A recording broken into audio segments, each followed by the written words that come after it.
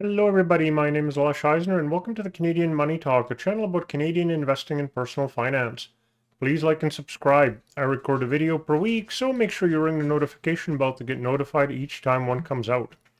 I will continue a new thing I'm trying for 2025 for the new year. If you comment on this or other videos that come out in February, I will put you in a draw for a 1 hour one-on-one mentoring video call with me, a $50 value. We can look at your portfolio, talk about financial independence, personal finance, retirement, whatever you like. So comment below. Up to 4 entries are allowed, one per February video. I had a question on a previous YouTube video. If you haven't already done so, can you please do a video on tax rates on Canadian versus foreign dividends and which accounts minimize tax withholding on foreign dividends, RRSPs versus TFSA, as well as the rates at which various dividend income is taxed. So let's bring the question to the strategic level first, give you an overview of Canadian taxes, and then I'll answer the questions once we have the context. The context involves looking at the tax table. I know, before you fall asleep, remember it's the money you keep, not the money you make. So we want to be aware of how Canadians, and I'll use BC as an example, and various types of income are taxed. Perhaps you'll pick up on a couple of things about our tax system you can use in your investment to your advantage. Please watch to the end of the video for a fun investor's tax tip that many people don't know about. So let's take a look at the 2025 tax table from taxtips.ca. It's a marginal tax table. It shows the tax rate you pay on an additional dollar of income when you are already making the money to be in that tax bracket. So if you are already making 60,000 and you make one more dollar of salary, you pay 28.2 cents tax on that dollar. It's not 28.2% on all of your income, just on the additional income. So looking at the tax table, the first column shows the salary, wages, RSP, purchase write-offs and redemptions, interest made and interest write-offs, bond interest in non-registered cash accounts, and non-registered foreign company dividends. And this is where they all get taxed. For that last item, for example, dividends that Microsoft, headquartered in the US, pays get taxed heavily here. Everything else not specifically in the other columns is also taxed here. The second column, the capital gains are taxed in this column, which is always half of the first column. This is when you sell anything taxable, stocks, bonds, investment, real estate, gold coins, etc., for more than what you paid for it. You pay taxes here on the difference in price between the sell and the buy. Non-registered trading accounts gains in price would be taxed here. The location of the stock or real estate doesn't matter. Capital gains from all over the world are taxed in this column. The third column is for eligible Canadian dividends. In BC, until 180,000 of total income, this is the holy grail of taxation. After 180, capital gains become less taxed. Other provinces differ because of provincial taxes. Eligible companies are Canadian companies headquartered and publicly traded on Canadian stock exchanges and pay dividends. This produces the home bias that investing experts complain about in Canadians.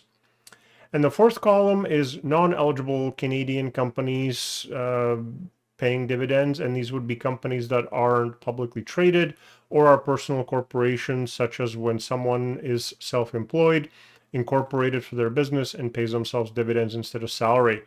Those dividends are taxed here. This is still taxed preferentially. Firstly, you'll note that anyone who works for a living, salary or wages, or is a saver rather than an investor is getting killed with taxes. Depending on how much of a conspiracy theorist you are, you can look at this in multiple ways. Either the rich make the rules, since they don't work for a living, the government makes taxes favorable for the investors and entrepreneurs. Alternately, the investors and business owners take risks, and the latter provide jobs, and so deserve to be rewarded and get a tax break. Some conclusions to draw from the Canadian/BC tax table. You want to be an investor rather than a worker or saver. you want to buy things and sell them for more than you bought them for. If you want to pay less taxes rather than collecting interest in a savings account, get a trading account and pay capital gains or get taxed on dividends. The non-registered or cash account, especially if you exhausted registered accounts or have Canadian companies that are eligible and pay Canadian eligible dividends, can be taxed efficiently to hold Canadian assets and collect Canadian dividends. And there are tax efficient mutual funds as well. RSPs tend to be the default account for savers, but if you buy a Canadian eligible stock and hold it for years while it pays a dividend, it might rival an RSP for tax benefits. This is because while you don't get the tax write-off up front, there is a powerful element because of its time value in that non-registered accounts you collect virtually tax-free dividends. Since you don't sell the stock, it is tax deferred just like the RSP, and when you sell it, you pay capital gains tax favorably only on the price appreciation, while the RSP hits you hard in the first column.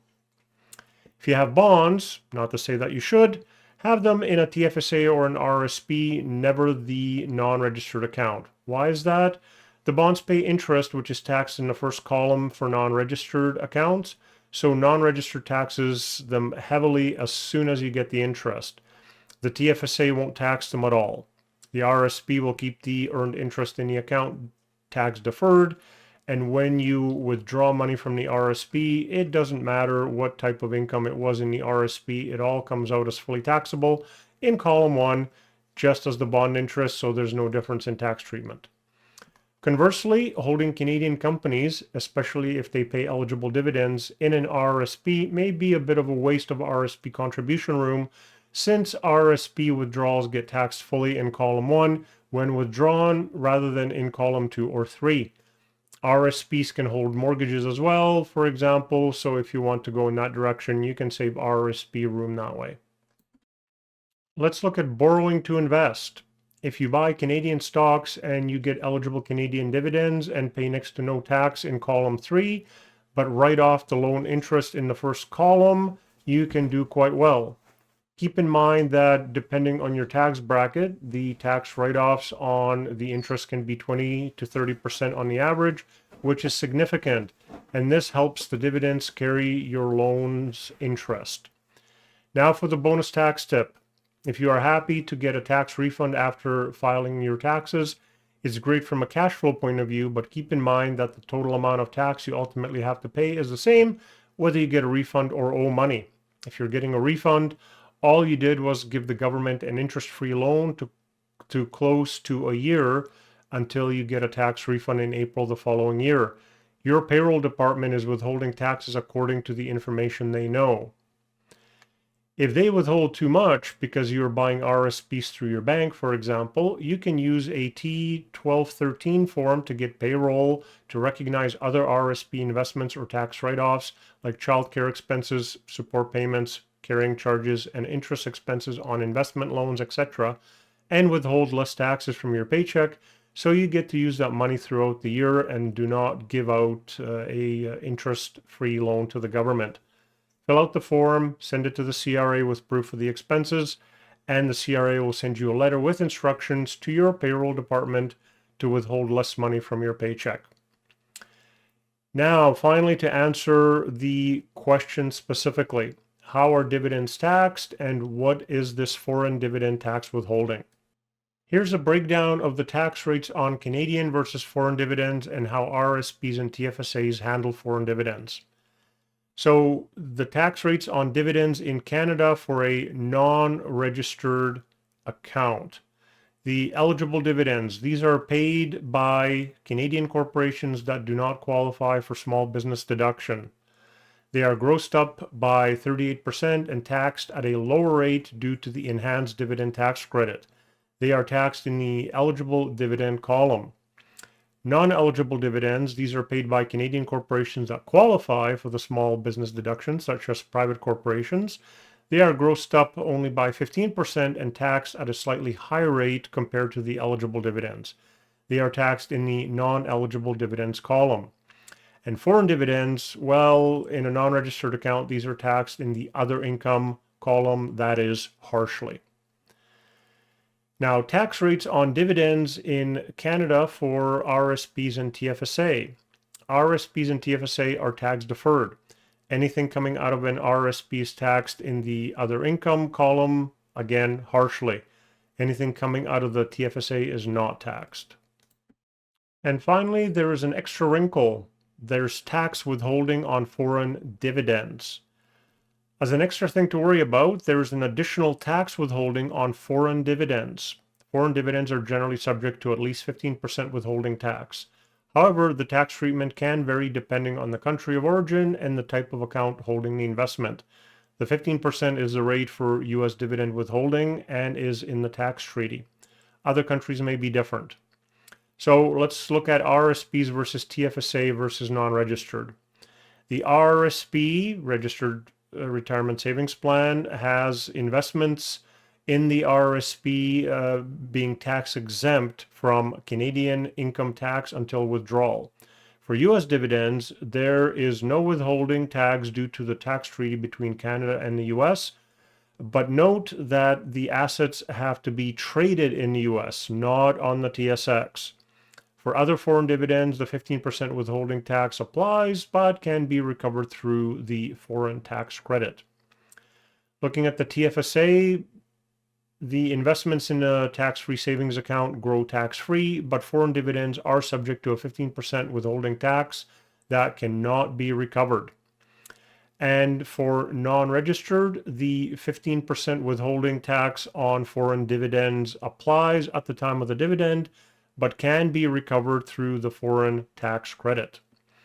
Most investors, if they can, will hold U.S. dividend-paying equities in their RSP, or if they've run out of room there, in a non-registered account. So were you aware of all these tax rules, and what is the tax efficiency of your portfolio? Let me know in the comments, and to enter the draw for the one-on-one hour of mentoring for February. If you have any requests on what you would like me to cover in future videos, please put that in the comment section. If you'd like to get in touch, please reach out on any of these social media channels, and may you have a profitable day.